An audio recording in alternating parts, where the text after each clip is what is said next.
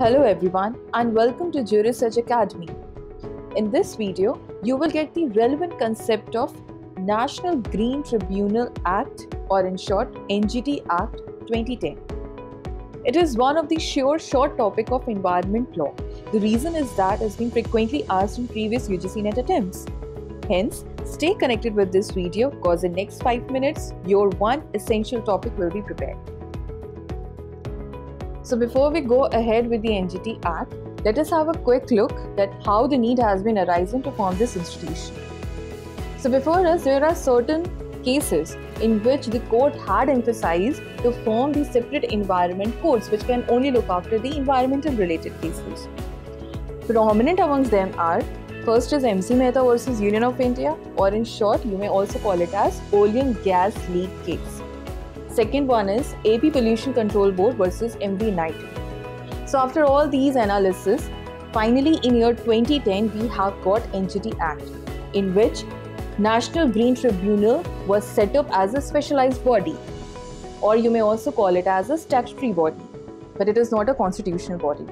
Second point is that India is considered to be the third country to form Environment Court, followed by Australia and New Zealand.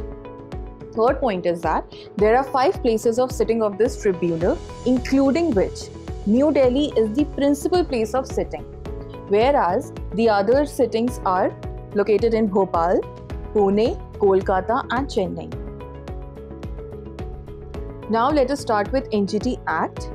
So herein you are going to find 38 sections and 3 schedules, where Schedule 1 has got a list of environmental related acts to which the NGT will be applicable. Also, under Schedule 2 you are going to find compensation or relief, and under Schedule 3 you are going to find amendment to certain enactments. On the other hand, if we talk about the composition of NGT, then we have one chairperson who should be appointed by the central government only with the consultation with CJI. Presently, Justice Adarsh Kumar Goyal is serving as the chairperson of NGT. Apart from chairperson, NGT also consists of judicial members and expert members. So these kind of members should be appointed by the selection committee that has happened to be formed by the central government. And there must be at least 10 to maximum 20 full-time members present under the NGT. So NGT has the power to hear all civil cases relating to the environmental issues, but the scope of NGT is only limited to the piece of legislation which is being given under Schedule 1. And these are the list of legislation which is being given under Schedule 1, right from the Water Cess Act, Water Act, Forest, Air, Environment, Public Liability, Biological Diversity Act. So if there is any violation related to these 7 related legislation, then only the NGT has got a power to entertain the case. Otherwise, if the violation is related to the Wildlife Act or Scheduled Tribes and Other Traditional Forest Dweller Act, then it will not come under the purview of NGT. We all are aware that what is the essence of preamble to that very act. NGT has also got a preamble, but which is quite lengthy, but it will state that what are the sources of inspiration through which NGT Act has been formed. So the very first source is UN Conference on Human Environment, which was held in 1972. Second is UN Conference on Environment and Development, which was held in 1992. And the third one is Article 21, that provides right to healthy environment as a part of right to life. So these are the 3 basic sources of inspiration through which the NGT Act has been formed. And why I am stressing upon this is that it is one of the questions which has been asked in year 2020. So please have a look. Now here comes the definition part, and it is given under section 2. Here I have tried to compile the important terms defined under NGT Act. And also one of the reason is that it is being already asked in the previous year paper also, especially from section 2A to 2F. So it's also easy to remember. You don't need to go through each and every provision what is being given over there. So just try to remember the clause and the terms. So under section 2A, accident is given, then environment, then 2E, handling, 2F, hazardous substance, 2M, substantial question relating to the environment. So all these terms are given in alphabetical manner and it would be easy for you to remember it. After definition part, one must know that what is the composition of tribunal, how many members are there and what must be the qualifications for their appointment. So herein we have some sections. Under section 3, you are going to find the provision related to the establishment of NGT. Under section 4, you are going to find the composition of tribunal, and this we have already discussed, that there must be one chairperson and there are other members also, which are judicial members and the expert members. And the minimum members should be 10 and the maximum should be 20 members.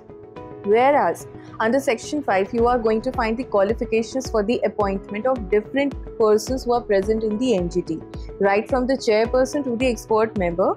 But herein I have concentrated upon the qualifications of the chairperson, because chairperson is the main member under NGT. So his qualification must be, he could be the judge of the Supreme Court of India or Chief Justice of High Court. So he could be any of them. Now, after knowing the composition of tribunal, one must get aware about the jurisdiction of NGT.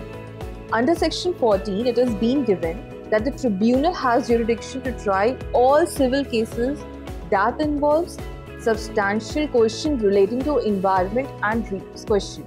See, the phrase which I have highlighted over here, it's been already given under section 2M. So please try to remember this with section 2M. Okay, section 2M and section 14, they both are talking about the substantial question related to environment. Now there comes section 19. According to section 19, tribunal has powers to review its own decisions. Next, there comes section 20. According to section 20, tribunal will apply the principles relating to the precautionary and the polluter's claim while passing decision, award or order. So these are the things one must take care of, because it has been prevalent in the environment. Next comes section 21, that whether the decisions given by the tribunal will be binding or not. The answer is yes, according to section 21. So the orders which has been passed by the tribunal, it will be enforceable in the same manner as the civil court under the CPC is having. Now here comes section 22. According to this section, if any person has been aggrieved by the order given by the NGT, then he or she may file an appeal to the Supreme Court, and it must be filed within 90 days. Now finally we have section 26. So if there is a violation of order of this NGT, it will be considered to be a criminal offence which will be punishable with imprisonment up to 3 years and fine up to 10 crores. So these were some important provisions which is being covered under the NGT Act. So now before ending this video, let us just quickly review that what we have all covered till now. So how the NGT has evolved, after which 2 cases, after MC Mehta versus Union of India, and that was one Oleum gas leak case, right? Second one was AP Pollution Control Board case. So after all these cases, we have got NGT Act enacted in the year 2010. Then we have gone through that there are total 38 sections present in the NGT, and there are 3 schedules, out of which schedule 1 is quite important. The reason is that it has got the list of 7 legislations to which the NGT is going to be applied. Whereas the NGT will not apply over the Wildlife Act and the Scheduled Tribes and Other Traditional Forest Dwellers Act. Next was the preamble. Under preamble, we have got 3 sources of inspiration, according to which, after which the NGT came into existence. And then we have got the definition part. Section 2A accident, 2C environment, 2E handling, 2F hazardous substance, 2M deals with the substantial question relating to the environment. And then quickly you just go through that what was the jurisdiction. According to section 14, the tribunal has got a jurisdiction over substantial question relating to environment. Section 19, review its own decision. Section 20, polluter's prey principle apply. Then section 21, the decisions will be binding, and according to section 22, the decisions of the tribunal can be challenged in the Supreme Court, that too within 90 days. And finally the punishment, it is given under section 26, which is 3 years or the 10 crores. Please like and share this video with your friends, and subscribe with Georesearch Academy and hit on the bell icon to get the latest update.